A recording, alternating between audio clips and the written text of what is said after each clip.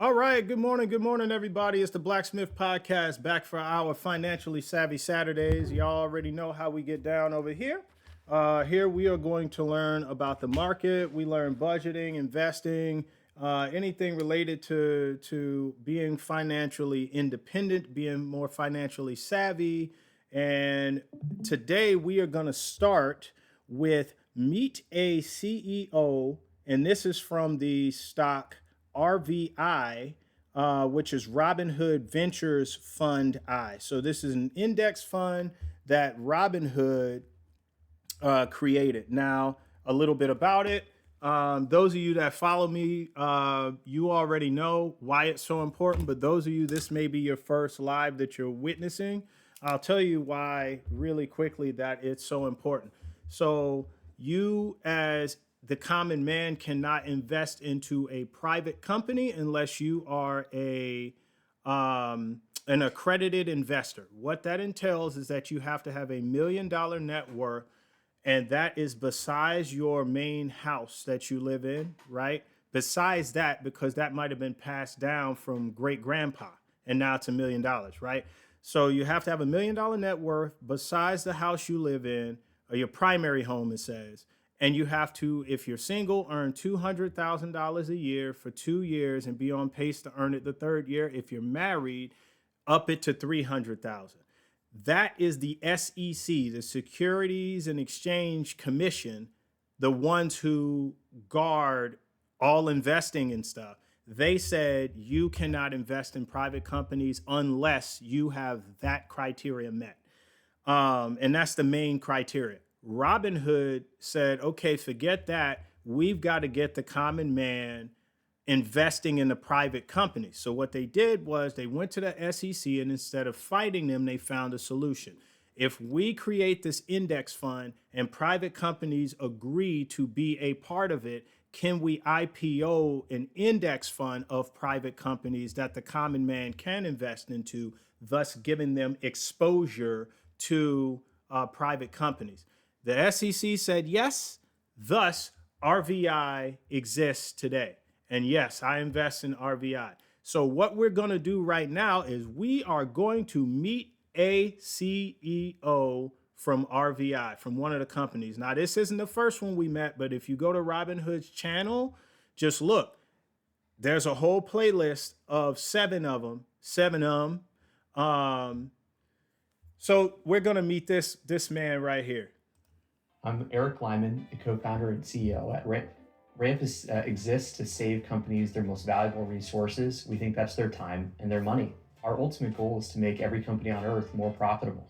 An easy way to think about Ramp is that we bring AI to your finance teams. We issue cards that automatically complete the expenses of your employees, bill payments and accounts payable that will go and pay itself, we have procurement software, treasury software. But ultimately what we're working towards is effortless automated finance. Business owners I know are looking to make their business better, more profitable, more efficient, do more with less.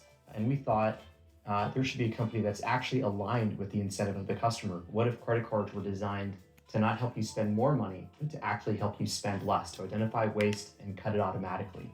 That was the start of what became Ramp. In the year 2026, we're teaching money to think in a real way.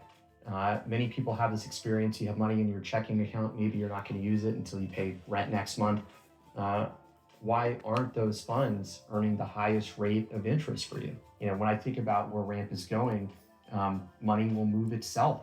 Your software should be able to go and tell you, here's where to invest to grow faster, to be more profitable.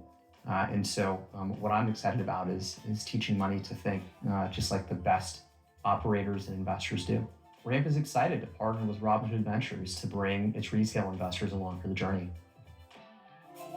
All right, so that's the end of that one. And notice he said retail investors at the end. That's the loving term they gave the common man, the paupers, not the princes. So accredited investors would be your princes. The paupers would be the retail investors. That's us, right? The ones who can't touch private equities. We can only touch them once they IPO, initial public offering. So the company has to go public. And that's why RVI is such a big deal. I want y'all to get this. Now, a couple of things about his company that he did talk about. He wants to teach money to think. So effectively, one of the biggest reasons you need an IRA is because that's your money working for you while you don't have to work for money. So an IRA stops you from trading time for money.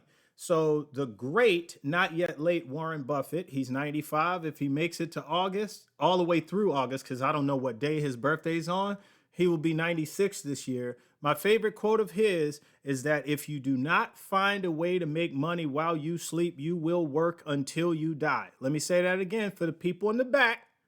If you, I'm looking at you, put the camera on me, look at my brown eyes. I'm full of brownness.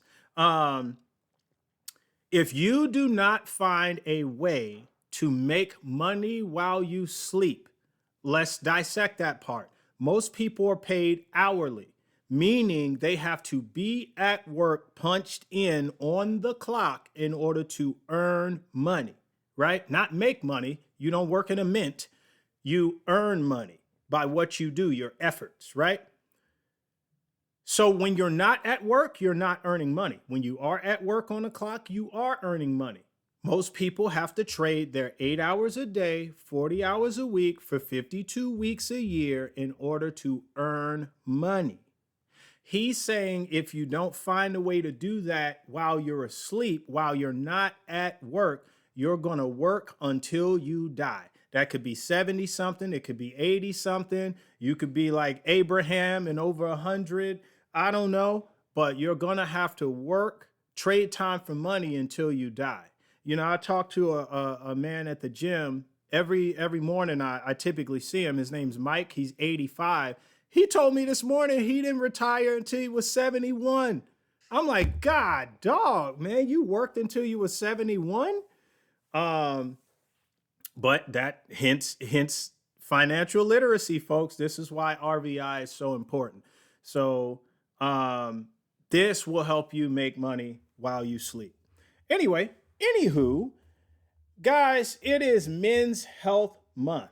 So we are going now, a little bit about that. June is Men's Health Month. Yes, it is overshadowed by the other stuff that's going on, but over here on the Blacksmith Podcast, we are not going to allow that overshadowing to overshadow how important men's health is. We talk a lot about women's health, pap smears, to check for cervical cancer, HPV, same thing. We talk about mammograms. We talk about all kinds of stuff. That we even have specialty doctors for women. We have gynecologists and stuff. And that's not wrong. They need those doctors. No one's saying don't have them. But when it comes to men's health, what do we talk about? Crickets, exactly. So we are going to talk about it over here. It is June. It is Men's Health Month, and we're going to talk about it. So that brings me to our Men's Health Month tip of the week. So this comes from Google, which brought it from a lot of different sources, but we're just going to read this. Take charge of your health. Let me make sure you can see my screen. You can. Okay, take charge of your health by scheduling your annual physical. So guys, stop right there. I know a lot of us do not go to the doctor unless, even if our leg is broken, we're still dragging it on the ground behind us. Well, that's dumb. Don't be dumb no more. Go to the doctor if something is ailing you, especially us active duty members that have free medical and free dental. You know, that makes no sense whatsoever. So get you a physical. See, one of the things that actually kills us in the long run is not catching what's wrong with us until it's already in advanced stages, right? So we don't go to the doctor for our physicals until cancer's moving into stage 4, right? But if you'd have had a physical 5 years ago, we could have caught this in stage one. It was only this big, the tip of your finger. We could have cut it out, chemoed it up or something, and you'd have been fine. To hear that and know that that would just make you die inside, right? Before you actually die for real, right? And so get your physicals, guys, every year. Do it in your birth month. This is real simple for air traffic controllers in the Navy, for air crewmen, for pilots, naval flight officers, because we already have to do a flight physical every year in our birth month. So do it in your birth month, or if you can't remember to do that, do it in June. Do it in June because it's Men's Health Month and you matter. Your health matters. If you have a wife and children, your health matters because they are depending on you to keep earning and protecting. It's not just about money and also life insurance, right? But if you pass away and crash, a window breaks out at 1 a.m, and you're not in the other side of the bed because you're gone, who's protecting your family while you're gone, right? Men's health. All right, so preventative care catches issues like high blood pressure, diabetes, and cancers early, which is crucial because men die an average of 6 years earlier than women, right? And part of it is preventable, and that's kind of what we were just talking about. I stopped at the blue, so I really didn't read that, but okay, we already talked about that. So get screened locally. Use UCI, Health Primary Care, Kaiser Permanente in Southern California to book an annual physical, yada, yada. So get your blood pressure checked, get labs drawn for cholesterol. And I'm going to talk about another one, but I don't want to get ahead of myself. Stay active. Aim for 30 minutes a day of activity. Take a brisk walk, jog, go to the gym. You're a dude. So cardio isn't the only thing that matters for you. You need to hit those weights. You don't have to look like Arnold. In fact, you have to try to look like Arnold in order to look like Arnold. I lift heavy weight compared to the average man many times over. However, I don't look like Arnold because, yes, I did send invites. I don't look like Arnold. And I haven't tried, but I don't eat like Arnold ate. I'm not taking anabolic steroids. It's just a scoop of pre-workout and motivation, and I get my butt in there. I dropped weight recently. I'm probably about 198 right now, but I still have the size I had, right? But I work out probably 5-6 days a week, right? You guys need to get in there too because your health matters. Don't try to do it when your lungs are giving out. Don't try to do it when, oh, my knee and now I'm 300 pounds and now I can't squat. Do it now. Prioritize mental health, well-being. Normal stress requires attention. Check in with yourself. And if you're feeling overwhelmed, remember that speaking to a therapist is a sign of strength. And I would argue before you go see a therapist for a mental health issue, go talk to your friends. Talk to your community. Go talk to your friends. Part of what we used to have in the village mentality was that we had a group of men in the village that would sit around the fire every single night and say, hey, I've got these issues with my crops. I've got this issue in my marriage. I've got this issue with my kids. My leg is not feeling well. And they would talk to the other men. You need a circle of men that you can trust, like-minded dudes that care about you and you care about them. If this wasn't the case, the good book, the Bible, the best-selling book of all time, would not say that iron sharpens iron. And one of the issues with that is that you must first be iron. Meaning you are a man of good standing and you can be counted on, right? You are a dude that is worth his salt, that is worth his weight in gold. So you have to first be iron and then you must care about somebody else because you can't sharpen somebody else if you don't care. And if they bring you something, give it 5 minutes, man. You don't have to give the guy a whole hour if you don't have it. Listen to what he's saying is going on and just be a brother to somebody, right? And so before you go spend money on a therapist and stuff like that, these are things that the guy working out next to you might be experiencing, and can just a conversation, he can maybe give you 2 or 3 things that you could try that might help you. Okay. But I'm not ruling out therapy. If you need it, go get it. All right. Eat like you mean it. Swap processed snacks for whole foods, lean proteins, and fresh produce. Shop locally. Okay. So this is taking my location into account. However, it's saying swap processed foods. So this means that while a corn dog in plastic, and you just a frozen corn dog is convenient because you pop it in the microwave for 60 seconds, and then you could take it and run out of the house eating that going down the road. That's convenient, but it's not healthy. You can do that every once in a while, but you shouldn't be doing that every day. You shouldn't be doing that 3 times a week.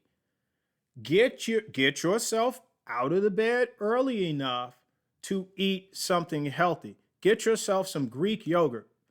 My wife does this. She puts blueberries in it. She puts almonds in it. She may put some honey in it. If it ain't sweet enough for you, put some of that in there.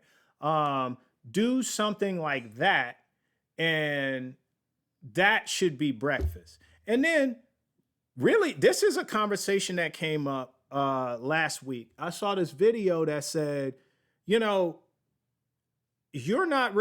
it was Earn Your Leisure. They played it. You're not really hungry in the morning. You've been programmed to eat breakfast. And I think that is 100% true, because here in America, we tell you, you got to get bacon, egg, cheese, McGriddle, the English muffins. Look at all the breakfast foods that we have for you. But are you really thinking about it? Is your stomach really sending a signal to your brain, you're hungry? Or or is the signal that you want to eat?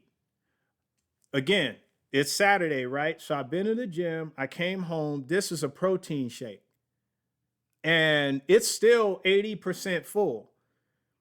I'm not hungry in the mornings. I've trained myself to not eat until lunchtime. And this is even Monday through Friday. When I leave to go to work, I don't eat before I wake up at 3. I hit the gym around 3:30. Work out till 5:20. I'm on my way home at 5:20. I shower, change here, get dressed, take off to work. And it's a little over an hour worth of a commute, even on that motorcycle. And then guess what? I still don't eat until like 10, 11 o'clock. But think about it. My body's been awake for 6 or 7 hours by that time. Now it makes sense. I've expended energy. I'm hungry, right? So men's health tip of the week. And we're going to do a little bonus here because this is important. And this one I'm going to push all month long. So I ask AI, what is the leading killer among men as far as health? And it's heart disease. 1 in every 4 male deaths is heart disease. Why is that? So while cardiovascular health is the primary threat, let's look at it. Heart disease includes coronary artery disease and heart attacks. Shockingly, about half of the men who die suddenly from coronary heart disease exhibit no prior symptoms, right? So then cancer, prostate, lung, and colorectal. Colon cancers. Colorectal cancer, that otherwise known as colon cancer, but there may be another type of cancer that is in that area, which is why it probably has that name instead of just saying colon cancer. So folks, in your physicals, this is what you should be looking for, right? Get that heart checked, get your lungs checked, get your prostate checked. You're never too young for this kind of stuff. Unintentional injuries, fatal car crashes, stuff like that, poisonings, overdoses, stay off drugs, be cool, stay in school. Strokes, chronic lower respiratory diseases. All right, and then here's the one I want to talk about. Get your testosterone baseline. You're never too young for this, but go get your testosterone checked. If you are a man going through a lot of issues in life, like stressful times, divorce or relationship issues, um, getting fired from a job, somebody passes away, women are not the only ones that get affected emotionally. You do too. And it's something that we need to talk about. Your testosterone could actually drop if you have too much cortisol firing off in your body. Now, working out and balanced diet, exercise, that can help. But from time to time, you might need a little help with some testosterone replacement therapy or something like that. Go get your testosterone baseline, because if you find that you start getting more angry or more sad or depressed, that's being more emotional. If you find that you're gaining weight in places that you normally wouldn't gain weight, you start getting visceral fat around your organs. Not that you would see that unless you have x-ray vision. Just get your testosterone baseline. All right. So men's health tip of the week. That was a lot, but it is important. And again, amongst all this other stuff out here, I don't know why men's health was put in June if June was going to be overshadowed by something already. But that is the men's health tip of the week. Also, I'll make this little announcement. My birthday is on the 9th. So the next time y'all see the Blacksmith live, I will officially be out of my not so dirty 30s. I will be a 40-year-old man and proud of it. At this point, and I'll probably talk about this next week, but at this point, I've had friends that have passed away and not made it to 39 or 40 years old. So I am very fortunate to have made it. This is my mom's gone. She passed last year. My dad passed 5 years ago. I'm just elated to make it to this point. Actually, today, 25 years ago, my grandpa died right before my 16th birthday. So I'll never forget that. So anyway, moving on. Now, we have a lot to talk about in terms of investing news and the market moving. There's just a lot.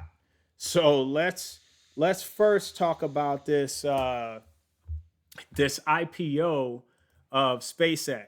That is the big news.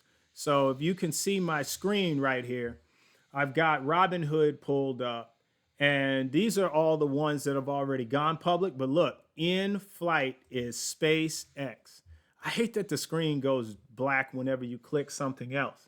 So SpaceX is on here. And let me see. It's saying that SpaceX wants the IPO at $135. And I cannot tell you how many times I have been asked in the past 2 weeks, should I invest in SpaceX? Listen, this is one I can't really tell you yes, no, maybe so. Am I going to invest in the IPO of SpaceX? No, I'm not. I think it's just too risky. So there was some IPOs that I thought good idea to invest in. I even got burned on Robinhood when it first IPO'd in July of 2021. It was at like 43 bucks. I think I bought my first 3 shares at 47, and then it fell off the face of the earth and went down to, I think, as low as like $7 and something. So what I did, I started averaging down in Robinhood. I heard Vlad talk about what his vision was for the company, and I believed in it. You know, how I saw Vlad was that he was a little kid playing and seeing stuff about the world and thinking, you know, that's a real problem. He saw something, that's a real problem. I'm not, you know, if I ever build a company, if I ever go this route, I'm going to solve that problem. And then as he became an engineer in school, it was like with his buddy that he co-founded the company with, it became when. When we create our company, we are not going to do that. We're going to solve that problem. And now they're doing it, right? SpaceX, listen, There's so much news surrounding SpaceX. In fact, somebody put here in the investing chat about Google signing a $30 billion deal with SpaceX, paying $920 million a month to use xAI's data centers. Look, folks, I'm gonna tell you right now, that's a lot of money. And let's talk about that. Where is that? Here we go. So Google, via its parent company Alphabet. Yeah. So when you go on to any exchange, you're not going to find Google. You'll find Alphabet. Alphabet A, Alphabet B. There may be a C, I think. Holds roughly 6% to 7.5% ownership stake in SpaceX, meaning that they own that percentage of shares from a $900 million investment made in 2015. Oh, I wish I knew about SpaceX in 2015 or could have invested. I bet those shares were like $2. This early venture investment is highly lucrative ahead of SpaceX's expected IPO. Yeah, it's 11 years prior. That means, folks, again, sight is great. It's one of your five senses. Vision's better. Sight says, oh, there's a company besides NASA, which is a government agency, that's sending rockets to space. Great. Sight is 80% what it is, right? Vision says, yeah, it sends rockets to space, but 80% what it can be, that's where we focus. Man, this could send things to space cheaper than NASA. It can send more things to space. It can go on other missions that the government might not want to do. And it focuses on what it can be.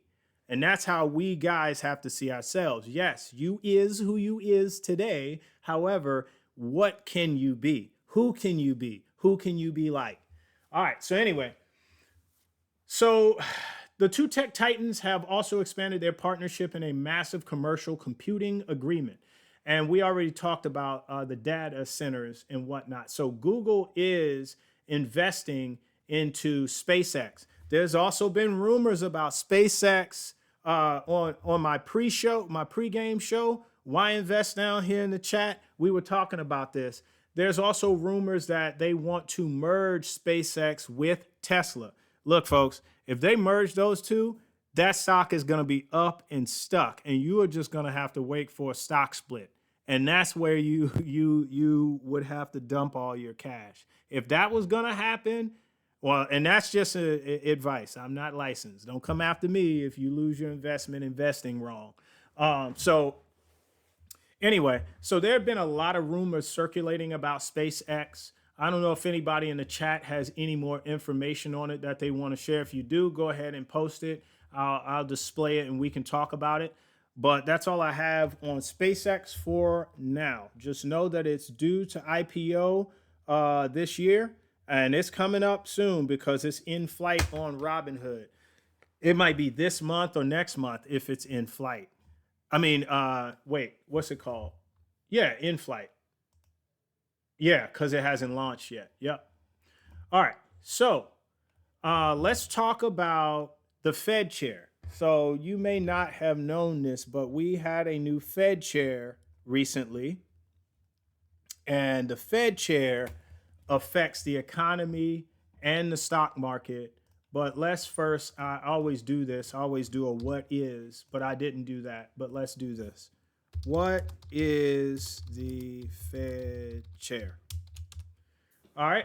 So the Fed chair, the chair of the Federal Reserve, is the head of the central banking system in the United States. You can stop right there and understand that the Fed chair affects a lot.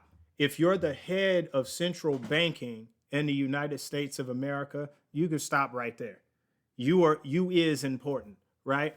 So the Fed chair is one of the most economically powerful positions in the world. Now, not that you guys might notice this, but this is just something that I noticed. Kind of squirrel, but I need to explain. If you see me keep clicking on the right side of the screen on Discord, it's because, and you may not see this until the replay on YouTube, but I noticed that on YouTube, when I upload this video and I cut it into shorts, it never shows the right side of my screen. So what the screen is showing over here that you can see on Discord Live, it only shows the right side. So my face talking about something that you can't see. So what I'm doing is I'm leaving the right screen blown up. So like when it cuts the shorts, it can see it. Anyway, moving back on to the Fed chair. So monetary policy leads the Federal Open Market Committee to set the benchmark interest rates and manage the money supply. So number one, interest rates. This is who decides the interest rate in America. Okay. And that is very, very important. Hold on one second. I'm doing my show. Go figure it out. And you heard me and kept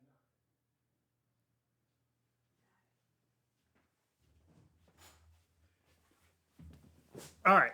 So the Fed chair sets the interest rate. This interest rate that the Fed chair sets is used by lenders all over the place. Banking, so banks use it, credit unions use it, lenders all over the place, credit cards, all of that. They will go mortgages. So mortgages, car rates, all of that will be affected by what the Fed chair sets, right? And the Fed chair, if I'm not mistaken, is like, and I could be wrong about this, but if I'm not mistaken, they are not governed by like the executive branch.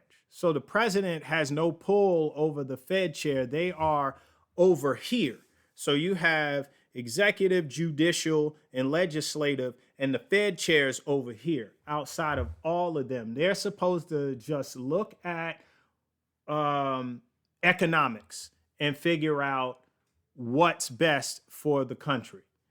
Okay, now I'm not getting into politics, whether he knew him back in whatever. I'm not talking about that. I'm talking about the actual seat, not the person. So economic mandate, they guide the central bank's mission to promote maximum employment, stable prices, and moderate long-term interest rates. So there you go. So I think it was last year, I think we had 3 or 4 interest rate cuts last year. Congressional oversight testifies before Congress twice a year to report on the nation's economic objectives and monetary policy. So that means that they do go to Congress, and that's probably a picture of him doing just that, to talk about how things are going. Now, how he gets appointed, I don't know, but hopefully this will get to it. Financial regulation oversees the regulation and supervision of major U.S. banks and financial institutions to ensure the system remains resilient. And then I keep hearing sounds. I thought people were posting. And then here we go. Yeah, appointment and term. Here we go. The chair is chosen by the 7 members of the Fed's board of governors.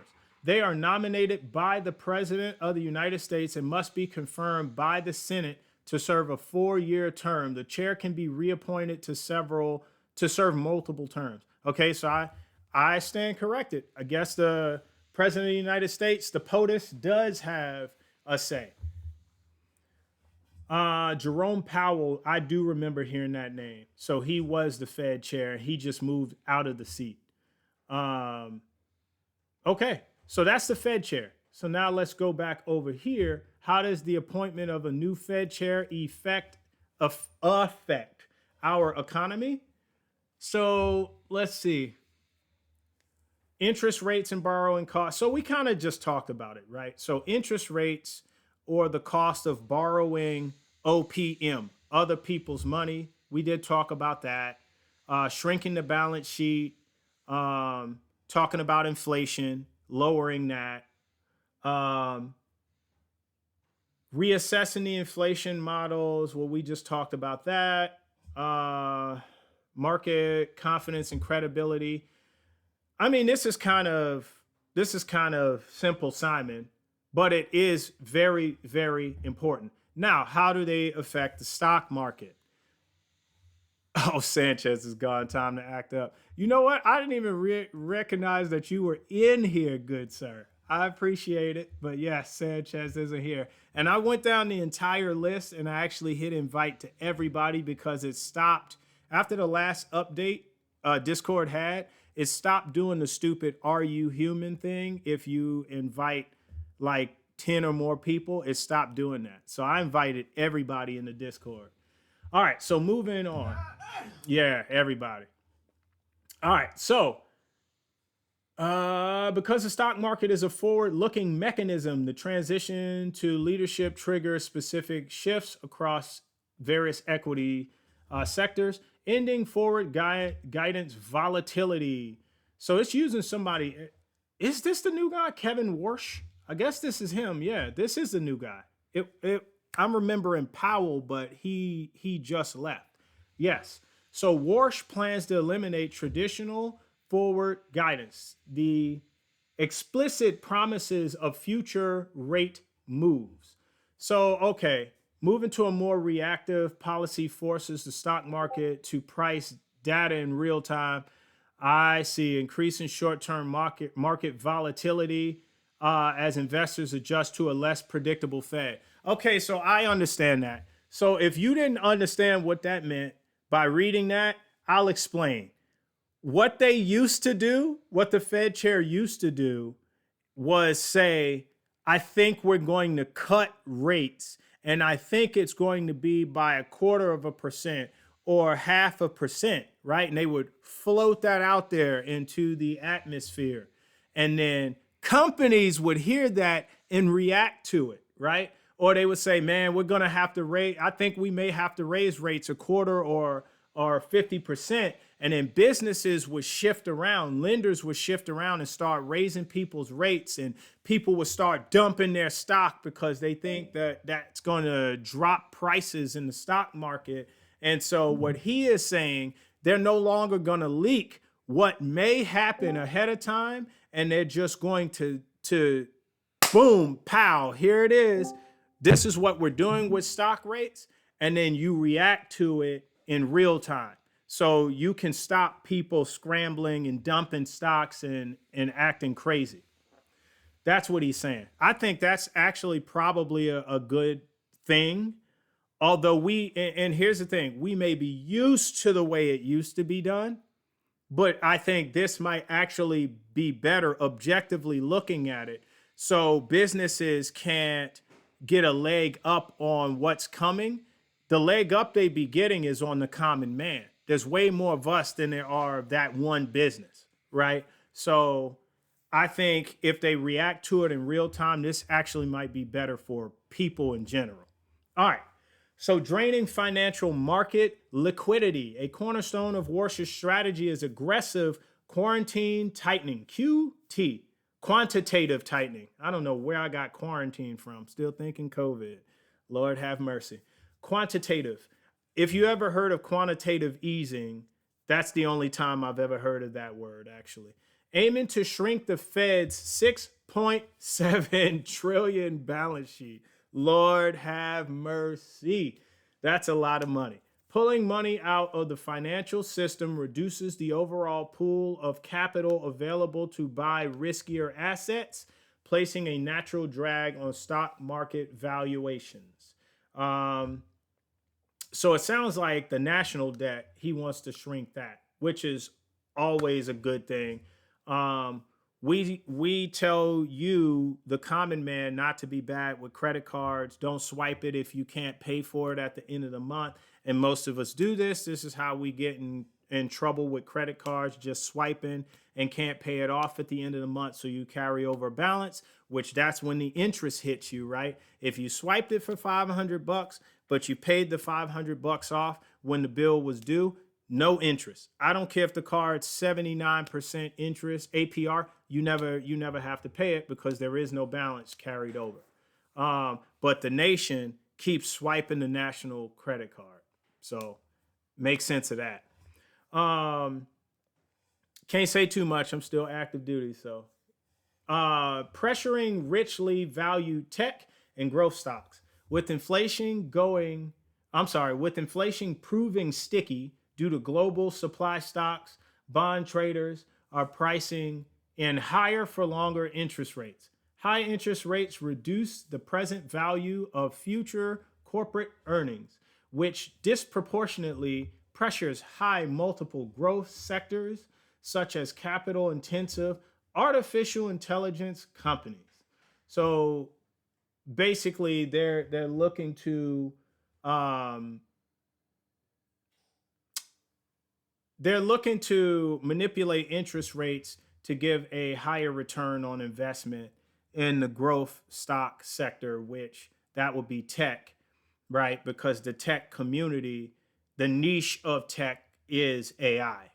That's not a niche of household goods or medical sector. That's tech. So look for tech companies to grow while this guy is the Fed chair. It's basically what this is saying. Shifting sector leadership. A tightening monetary regime creates a distinctive divide between market winners and losers, while small cap stocks struggle under higher borrowing costs sectors like finance, energy, and defensive value stocks historically outperformed during periods of rate sensitivity. So I read it, but I really didn't comprehend what it says. Let me go back through this. Um, Small cap stock struggle under higher borrow. Oh, so yeah, manipulating the interest rates are going to help the small cap companies in those sectors, finance, energy, and defensive value stocks. Um, Manipulating the APR or the borrowing rate is going to help smaller companies. Is basically what that's saying. And then let's see the trade in the dollar. Equity markets closely watch the strength of the US dollar under his tenure. A stronger dollar resulting from steady or higher interest rates can temporarily compress overseas earnings of multinational companies on the S&P 500. So, okay. The strength of the US dollar. Let's talk about that. So I used this analogy with somebody the other day. So if you, and he was from the South as well, so he understood this. So if you took a pitcher and brewed some tea and put sugar in it, and you had it at the right level of sweetness that you love, right? I don't care if you can see all the crystals stirred at the bottom, all that syrup. Whatever is the sweetest for you. You can use Kool-Aid, you can use sweet tea, whatever. Let's use the sweet tea analogy, right? You take a ladle and you take a sip and you're like, yeah, that's sweet enough, right? Now, what I want you to do, get you a brand new tub, porcelain tub from Home Depot. Wipe it out, make sure it has 0% germs in it. Dump all that sweet tea into that tub and then fill that tub up with nothing but water. Stir it around and stir it while it's pouring. Then take your ladle and take a sip of that. Do you taste any tea? Do you taste any sweetness? The answer is no, because you have saturated all the sweet tea with water. That's what happens to money. Think about it. The first $1 million that was in the economy was worth $1 million. Then when we print more money, we print 9 million more dollars. Now you have $10 million in circulation. Now the worth of your dollar is now a tenth. It has a tenth of the buying power it used to have. That's called forced inflation. That's what that looks like. And then you have natural inflation. Eggs, bread, milk, gas going up over time. Slowly over time, that's natural inflation and forced inflation. So this Fed chair guy is pretty freaking important for the economy, for your families, right? Or you could be single, for the stock market, for borrowing money. This Fed chair is pretty darn important. Okay. I don't really have any more on that. I just know when the Fed chair changed over, I never talked about it. And he is that important, or the seat is that important. It might not always be a dude, but so that is my portion on the Fed chair. Okay, let's do some reacts. Yes, it is Humphrey again. Let's react to some shorts. Let's see what he has to say about how much money average people have. Average, this is how much money you should have for every age. According to the Federal Reserve, the household median net worth for someone under the age of 25 is around $11,500, and for someone between the ages of 25 to 29, it's $35,600, and so on. Now, here's what the above average looks like. You can see that if you're in the 75th percentile, that means you're ahead of 3 out of 4 people your age.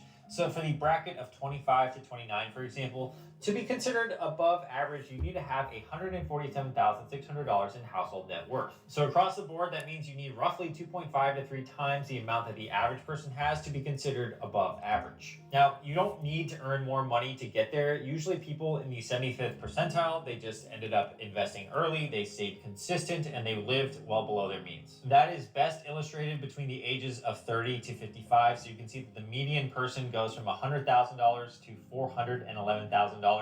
That's roughly 4 times their net worth in 25 years.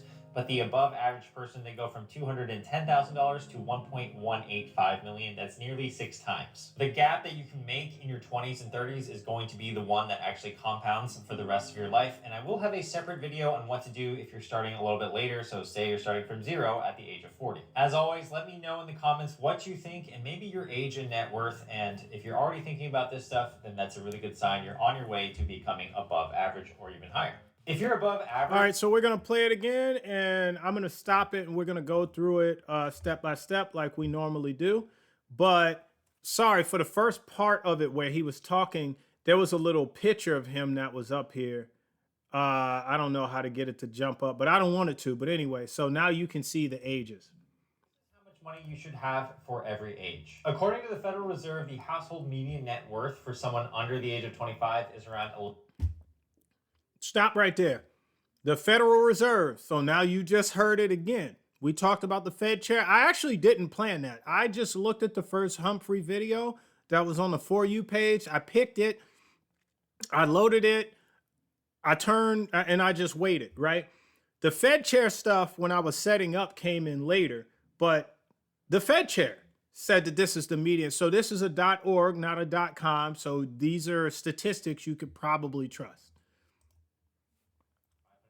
And for someone between the ages of 25 to 29, it's $35,600, and so on. Now, here's what the above average looks like. You can see that if you're in the 75th percentile, that means you're ahead of 3 out of 4 people your age. So for the bracket of 20.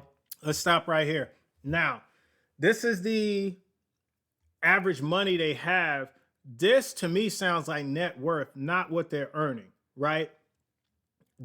I don't think this is what they're earning. This is their net worth. But the video says people have. So this isn't earning. This is their net worth.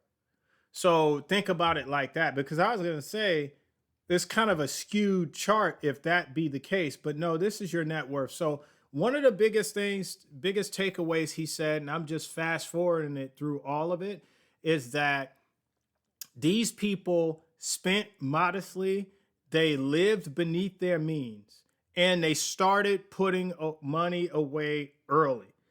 And it wasn't 5%, it wasn't 3%. They were putting between he didn't say this piece, but they were probably putting between 10 and 25% away per month every year. And that's why their net worths are jumping up this much. So if you want to have a high net worth, then you need to start making sure your money gets invested before you have a chance to touch it.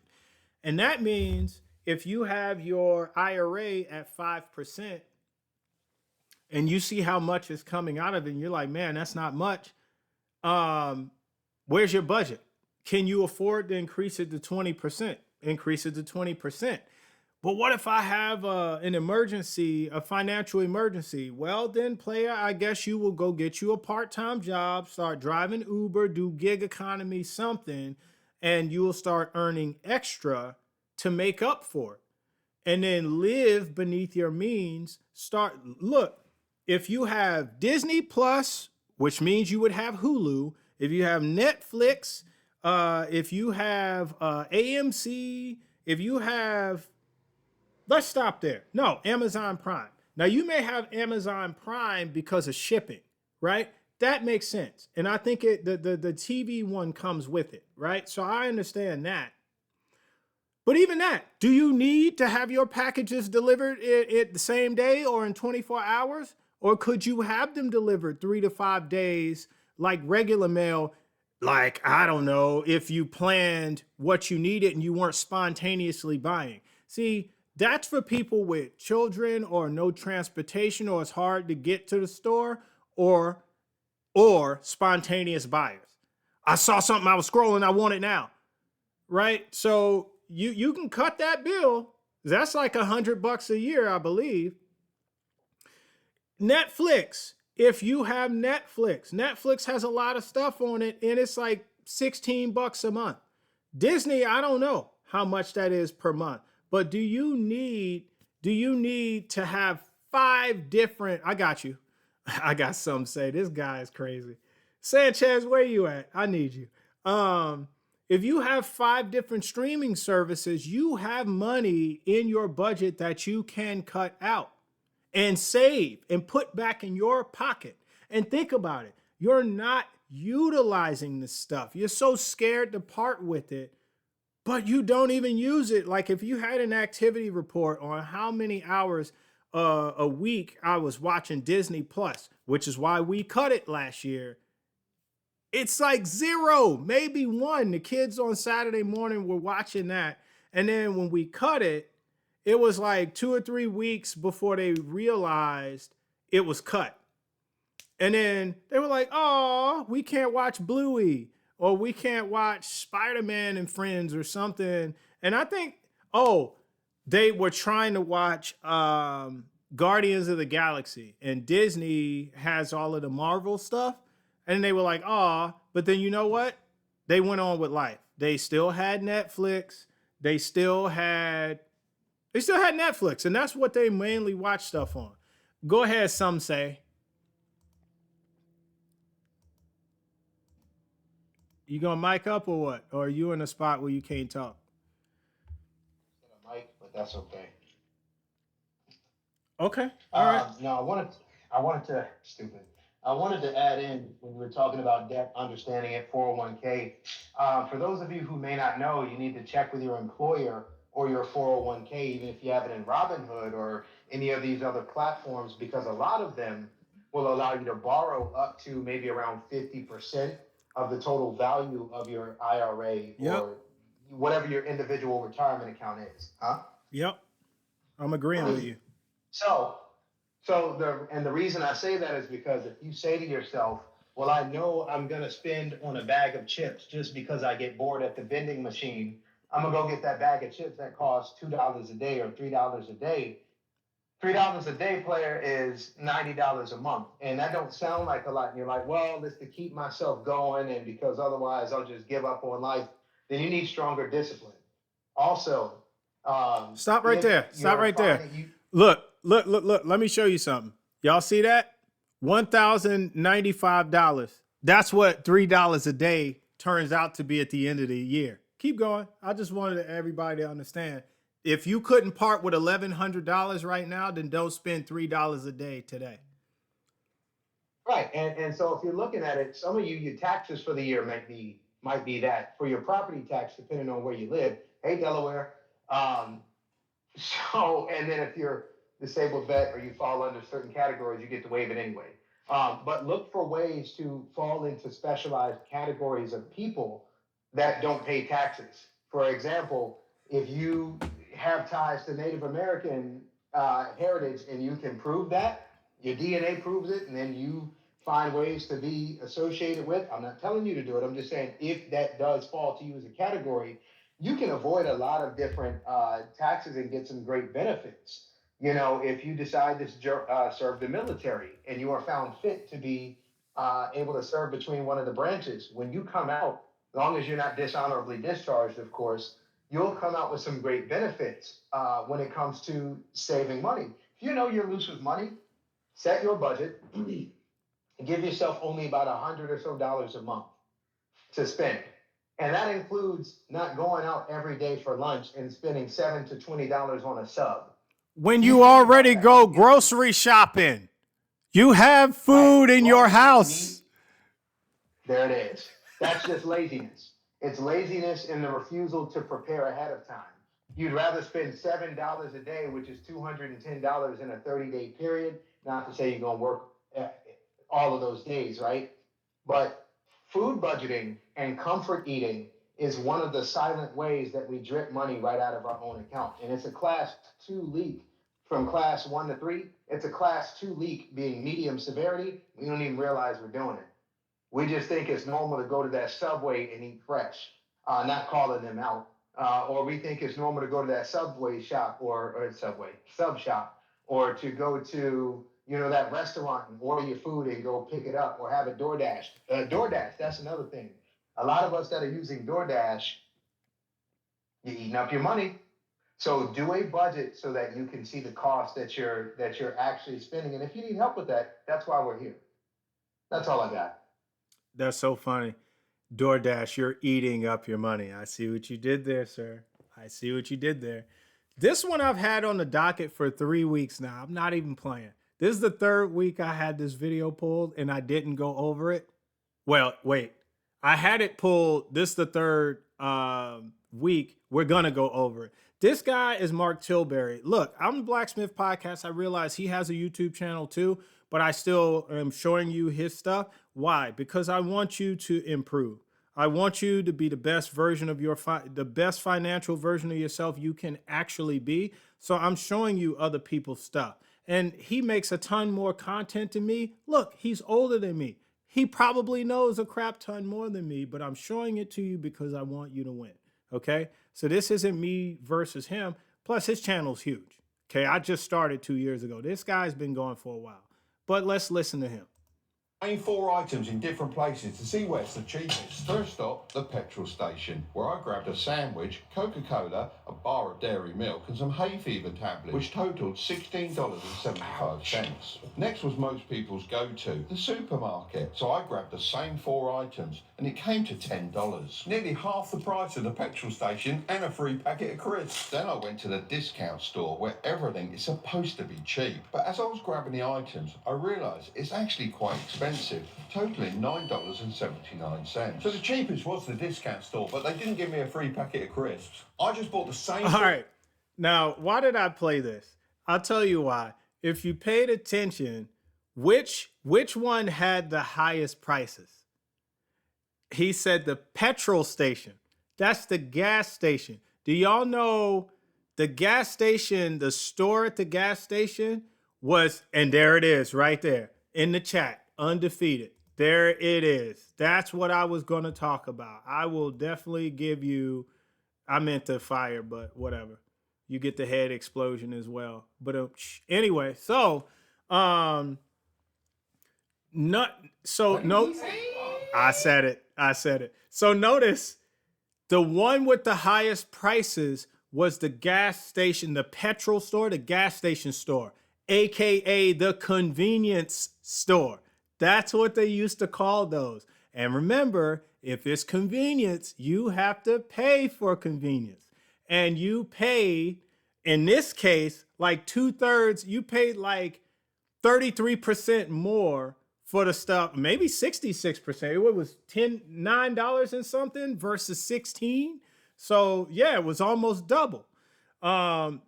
So think about it that way. Convenience. That's a quick video. The lesson's very fast on that one. You will pay for convenience. All right, let's get to Honey Drip, Mr. Aristotle Investments. How to realistically make your first $1 million investing in stocks and options in 3 steps. So let's get right into it. Step 1, what you need to do is you need to Google investment calculator. Yep. Click on the one that says calculator.net. That's right. Now, what you're going to do is you're going to toggle with these features to figure out how long it'll take you to make your first million. So a quick way that I did it when I was doing things, so I was making about 2K from the Army, 3K from cutting hair on the side. So what I would do is I would invest 100% of my barber money and live off my Army money, right? So I was making 3K a month. So I'm investing 3K a month and I'm expecting at least a 25% return over a span of 10 years. So that's how long it was going to take me. I started at 21 years old. I am now 30 years old, but I made my first million at 23 years old, right? So that's number one. Step one is to go there and figure out how long it'll take. Now you need to figure out what you're going to invest in. That is step two. So what we're looking for is companies that are rising in the revenue, cash flow, and net profit. Correct? Let's go. And we're looking for catalysts, right? So a future catalyst that can make them possibly get there. And we're looking for people who has the ability to keep going, correct? And we're looking for people who are at a significant dip from their 52-week highs, right? So stock companies, right? So I got three. We got Robinhood, Let's we go. got CRM, and we got Uber.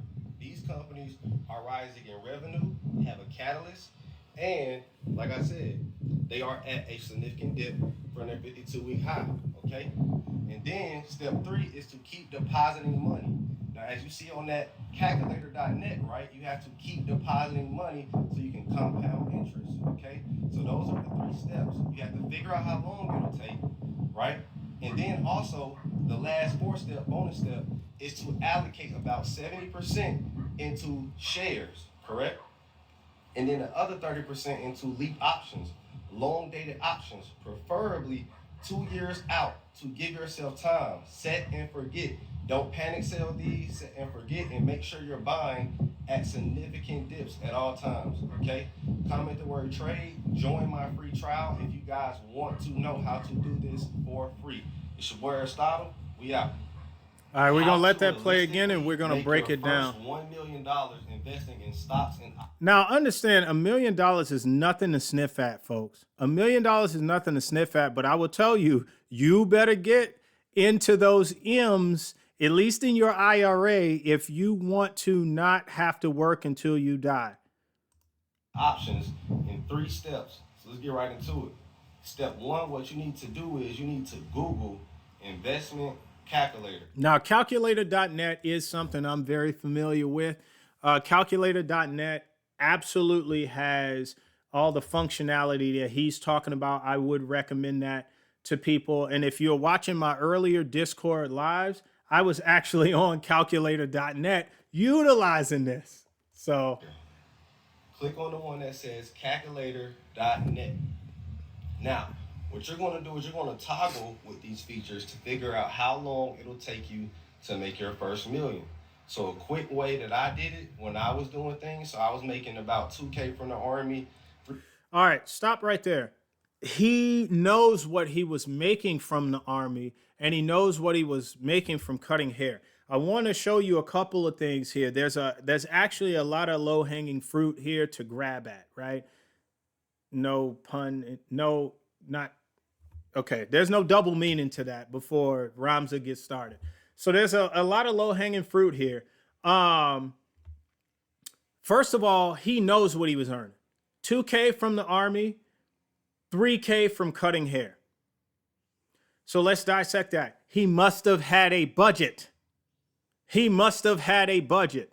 Why do you think in my series called The Basics, I say hard skill, soft skill? Because hard skills help you qualify for the job. Soft skills help you get the job, be good at the job, and promote at the job. And budget helps you manage the money that these two will help you earn. That's why it's in that order. Hard skill, soft skill, budget. Then paying yourself first / investing. Then all about credit. Then time management, right? Time management really should be first, but you save the best for last, is what I was told. But that's why they're in that order. So that being said, let's go back to it. He had a budget. He did this. He knew how much he could afford to invest every single month. And he was consistent. So he had vitamin D, discipline to do it, and consistency to perform that discipline over and over and over again. And he actually I know his story. He actually made his first million before he left the Army. And he had sergeants and whatnot jealous of the fact that he was already a millionaire before he left the Army. That ain't my story. I was never in the Army, but I didn't make my first million yet. Now, if you add up all the money I earned in my lifetime, maybe I'm getting close, but I haven't earned my first million yet. I don't have $1 million on hand, is what I should say. I might have earned $1 million, but how much of it did I keep? Imagine that. You could add up everything you earned and then show what's in your bank account, what you got left. Anyway, moving on. Another thing I want y'all to grab from that is that he had a 9-to-5. He had a career in the military. And I want to say, what was he, an IT? I think he might have been an information systems technician. I think he was. So he had a 9-to-5 job, but he was cutting hair on the side. That was not his MOS or rate or job. That's what that means. That was not his job in the Army. He did that on the side. He taught himself to cut hair, and he cut hair for all the folks in the barracks. They came to him and he cut hair, and $3,000 a month he earned from that. Y'all do realize that's $36,000 a year that he was earning from cutting hair. And from that extra $36,000 a year for a few years, he became a millionaire. Imagine that. Also, his wife was earning $1,500 a month, and he was investing what she had. So actually, he was investing $4,500 a month and living off of $2,000. So he had no children, but it was him and her. How many of y'all could do that? How many of y'all would do that? You're not willing to be that uncomfortable or that frugal. There needs to be an Amazon package at your door every single day. One in the morning and one in the evening for some of y'all. If that's not happening, you're not happy. Well, if you need happiness all the time, you're going to be broke. Let's get to the rest of it. $3K from cutting hair on the side. So what I would do is I would invest 100% of my barber money and live off my Army money, right? So I was making $3K a month. So I'm investing $3K a month, and I'm expecting at least a 25% return over a span of 10 years. So that's how long it was going to take me. I started at 21 years old. I am now 30 years old, but I made my first million at 23 years old. I want y'all to realize, too, he had a 10-year plan, and he eclipsed it in 3 years. I can't say it like this because this will sound crazy. The discipline he had was very strong. I'll say that. He didn't just have discipline, because $100 a month is discipline, right? $100 a month is discipline. But is it a little D or the big D? See, I done said it now. But I mean, like, is it a little bit of discipline or is it a lot of bit of discipline? $100 a month is discipline. That's $1,200 a year. But the capital letter discipline is thousands per month. And he made sure he afforded it. He made sure he afforded it. Get how I'm saying it? Not could afford it. He made sure he afforded it. He had a 9-to-5, and he was an IT in the military. So he has a hard skill. He had certs, right? He learns to cut hair. That's a hard skill. He didn't have a barber's license, but that in and of itself is a hard skill. That's kind of like a trade. So think about it. Extra work. That's what it takes. There's a lot to grab out of what he's saying. His 10-year plan was accomplished in 3 years, folks, because his wife saw his vision too.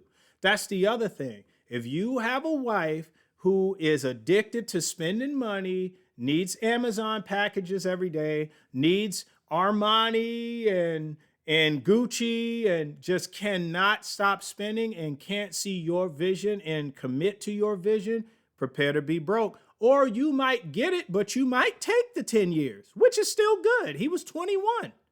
Or you might take 15 or 20. You might take 30 years. You still might get there, but it'd be better if your wife could come along and see your vision. right? So that's number one. Step one is to go there and figure out how long it'll take. Now you need to figure out what So step one was really having a plan. you're going to invest in, and that is step two. So what we're looking for is companies that are rising in revenue, cash flow, and net profit, correct? And we're looking for So now listen to what he just said.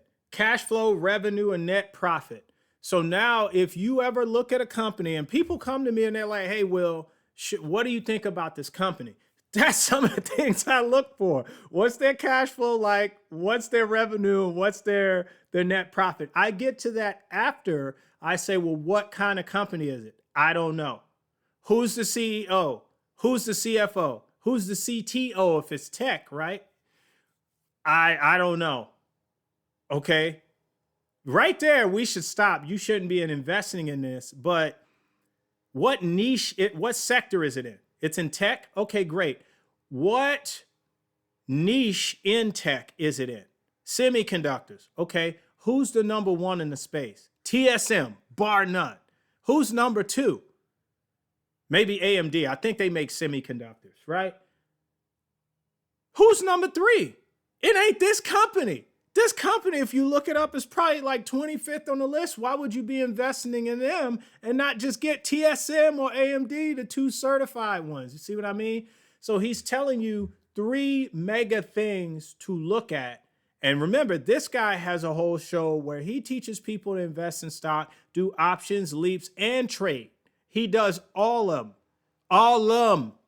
So if he's saying these three things are important, I would listen to it. catalysts, right? So a future catalyst that can make them possibly get there. And we're looking for people who has the ability to keep going, correct? And we're looking for people who are at a significant dip from their 52-week highs, right? So stock companies, right?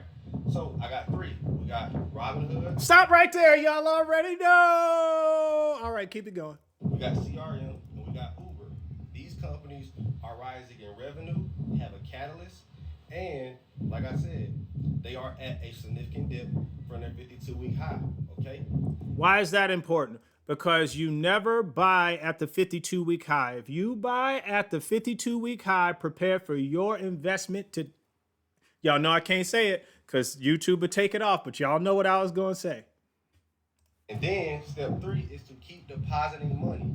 Now, as you see on that calculator.net, right, you have to keep depositing money so you can compound interest. So step one, have a plan and have discipline. Step three, is consistency. It's based. If I were to break down what he said, 2 vitamins, 2 mega nutrients, discipline and consistency, which is having the discipline. Discipline is to have the wherewithal, the fortitude to do something that is good for you, right? Consistency is having the wherewithal or the fortitude to continuously perform that discipline. The Blacksmith, like it's a short. Okay, so those are the 3 steps. You have to figure out how long it'll take, right?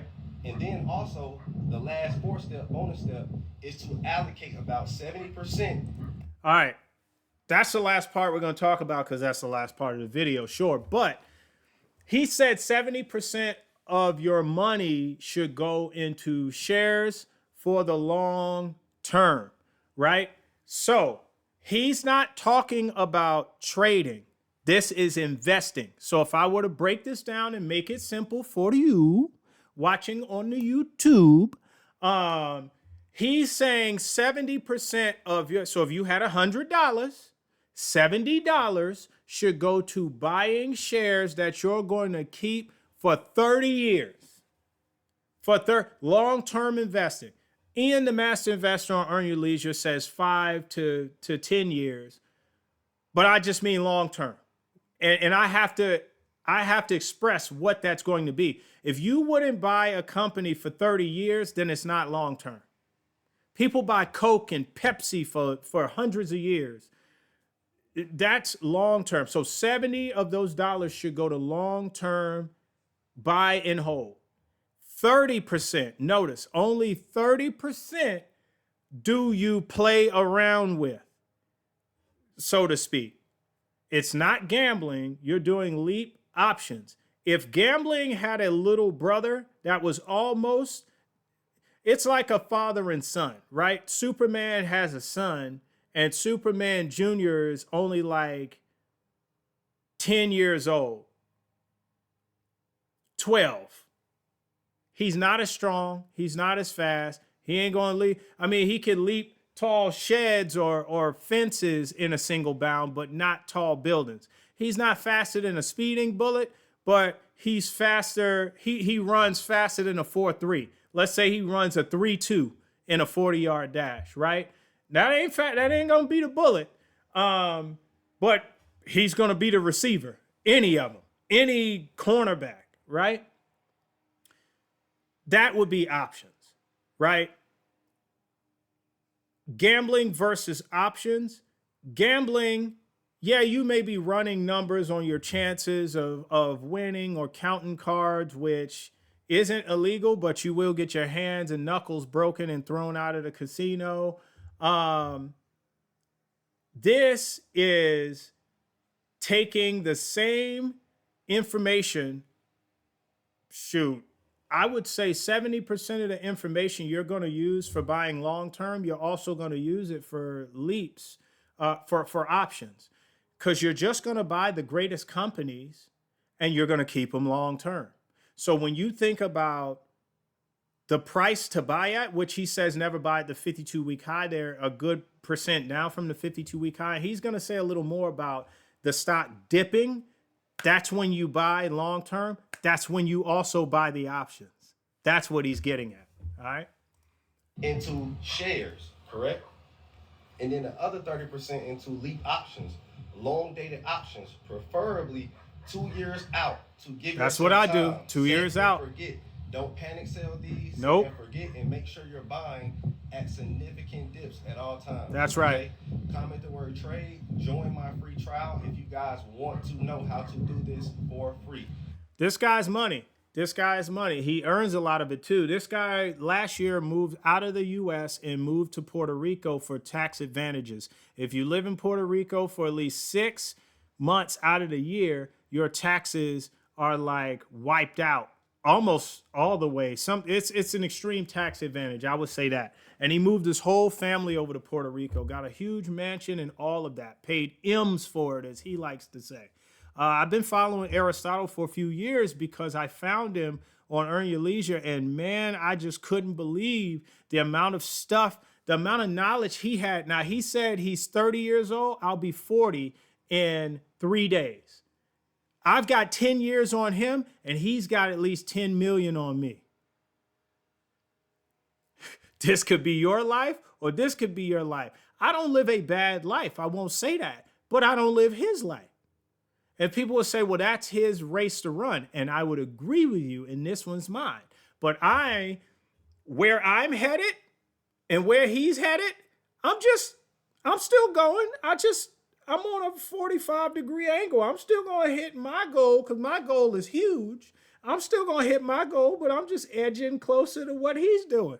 You know, maybe there's a slipstream over there or a jet stream, and that's going to propel me forward. Or, you know, like on a plane, I can't remember if it's east to west or west to east, and I should remember this. Alpha Delta, don't make fun of me. I am an air traffic controller. I can't remember which direction you get a tailwind versus a headwind, but it's like you're having a tailwind. You don't want a tailwind when you're taking off. You want the headwind to get nerdy. You want the wind over the wing to help you produce lift when you're taking off. But when you're in the air, you want the tailwind. You use less fuel and you go much faster. Anyway, so all of this knowledge will not be a headwind if you utilize it. It'll be a tailwind for you. This will get you up in the air. It'll be enough headwind to get you in the air, and it'll be enough tailwind. You'll spin around and start going the way the wind is heading. It'll be a tailwind to you, a boon to push you faster. And that's what we're here for, folks. That is exactly what we're here for. I know we went over an hour. I said we were going to talk about circular economies for some of these stocks. Did anybody do their homework on this stuff? Or would this? I did. You did? Can you share your screen, or is it something you want me to pull up?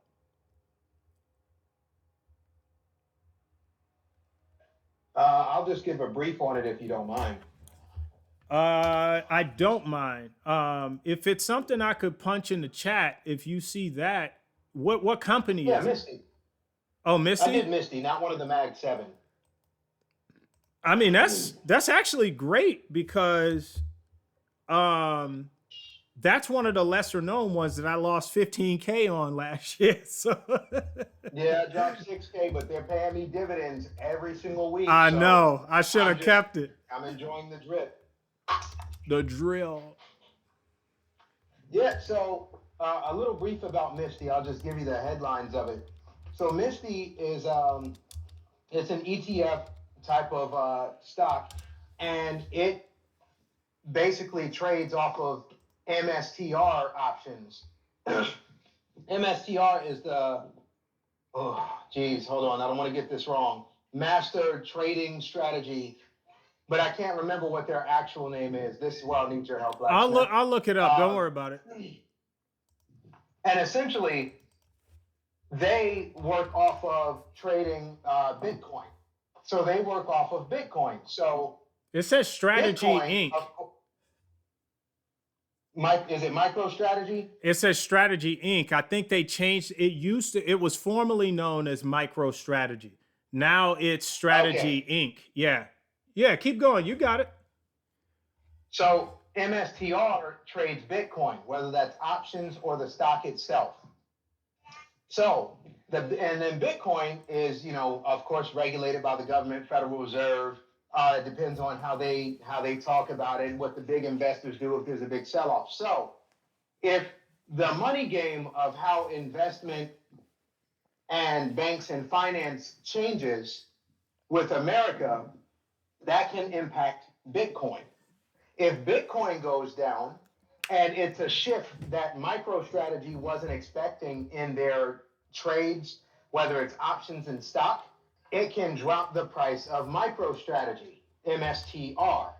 If MSTR drops, Misty drops, because their economy depends on MSTR doing well with predictable numbers. Yep. So so now you've kind of got a circular chain of economy, although it's all kind of virtual or not physical asset, but digital asset. It's all tied together. So if you want to trade Misty, whether stock or options, you first need to know their basic stats of their price to earnings. You need to know if they're in the volume, if they're buying more or selling more. Because if there's an order for 50,000 buys and there's only an order for 10,000 sells, that means that most of your volume is buy orders versus sell orders. That means the price of the stock, you have to use the other metrics as well, is likely to go up because more people want it than people who are selling it. Yeah. So that being the case, you look at those type of metrics, your EMA, your RSI, all that kind of stuff. Next, you also need to know the health of MSTR, because if MSTR is not doing well, and it's kind of based off of how well that's doing, you're going to probably lose out because you need to know their health. And in order to know how well MSTR is doing, you need to know how well Bitcoin is doing. That's right. And then you also need, to pay attention to the Federal Reserve and how the economy of the United States is talking about Bitcoin. If there's any knee-jerk reaction news that comes out about it, regulations or restrictions that get put on it. All of those things will govern the price of just Misty.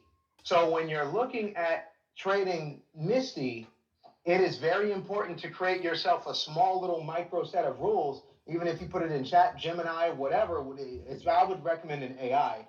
Use an AI, give it the metrics you want it to look at every single time for summary statements of how is MSTY doing on its own? How is MSTR doing on its own? How is Bitcoin doing on its own? And how does the Federal Reserve and our economy treat Bitcoin and think of Bitcoin? You seem real hype, DMX. You okay over there?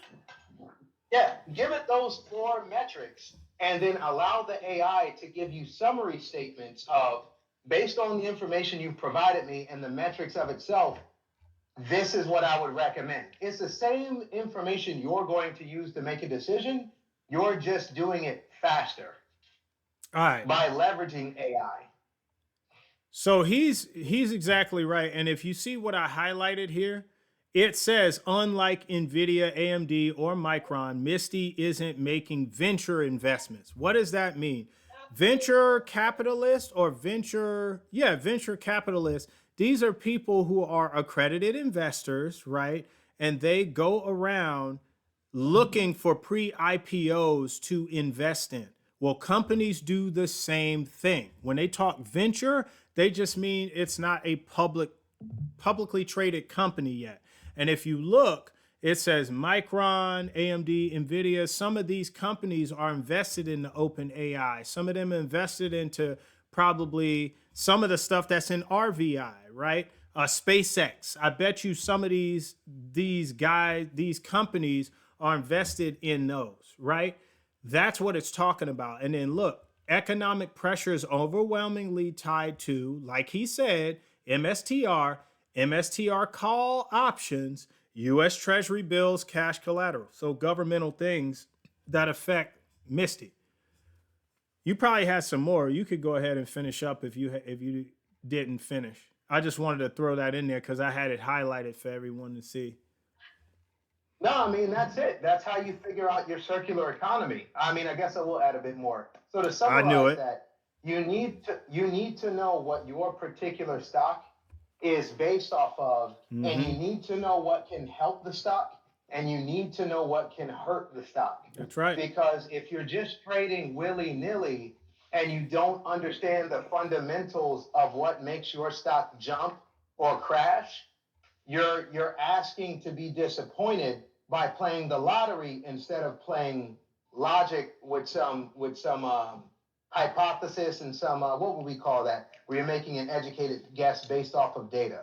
You just said it, making an educated guess based off data versus playing the lottery. I mean, that's it. Yeah. That's what it is. Yeah, you're right. No, you were right. You were right. Shut up. That's what that's what investing is, making an educated guess based on the evidence that you already see, based off of trends, all of that, based off of research. That's investing. If you want to bet, then that's playing the lottery. And he is exactly right. Appreciate that. Now I'm saying H to the Izzo. Okay. Well, folks, I have more circular economy companies. I did do my homework, and it is, if I scroll up in chat, it's up there, but I don't want to do that this week. Let's save that for next week. And then this week in the chats, the Forge, investing, if y'all have topics unrelated to investing, I put it in the Forge. That's what that's for. If you have related to investing, even if you wanted to go over it in the show, you can DM me if you're in the Discord. If you're not, why are you not? If you're watching this on YouTube later, it's just a Blacksmith Podcast server. In fact, it's right up here. It's very easy to see. If you want to talk about things for next week, text me if you have my number. I don't care, and we'll discuss it. But that's the show for this week. Ones that I looked up that we're going to talk about is I had Micron looked up, SanDisk, TSM, AMD, and I think that was it. But we have more on the docket. We have Dell, Robinhood, Intel, Microsoft, SoFi, Palantir, and we should probably add Tesla. All of the Mag 7 should be on there, right? Amazon. I'm not going to say nothing, but Amazon, we should look at the circular economy of Amazon as well. So all of the Mag 7. That's the show for this week, folks. I do really, really appreciate everybody for showing up and showing out and just being here with me for this. I know it went an hour and a half, but, I think it's all good information. And I really thank y'all for being here every week. I really do believe in what I'm doing here in the Blacksmith Podcast. I do believe that the middle class is shrinking in America, and it should not be. It ought not be shrinking, because we're gonna wind up being like every other country where you have the haves and the have-nots, and that's not gonna look so good. We've never seen that really in America, not for hundreds of years. I would venture to say, and if America turns into the haves and the have-nots, that's going to be a dark day, some dark days. But I believe what I am doing is going to improve that middle class, widen it back out, right? Aristotle's doing that. Earn Your Leisure's doing that. If you follow this investment information, you are going to be a lean, mean fighting machine, and you're going to have a lot of nuts stored for the winter, so to speak. Anyway, that's the show. The Forge is going cold. I appreciate y'all. Love y'all. I will see y'all next week. And if you're looking for the replay on YouTube, I am going to edit and upload it, but because of the it doesn't air until 3 p.m. Pacific Standard Time. And I'll tell you why.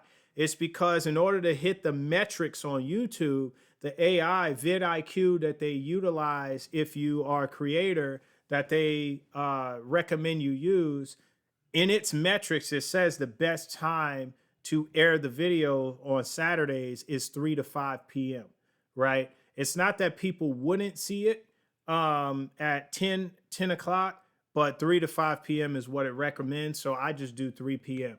So it will be up. If y'all want me to go against that grain, you just let me know if you wanted to be available right away. I could actually send you guys the link in Discord.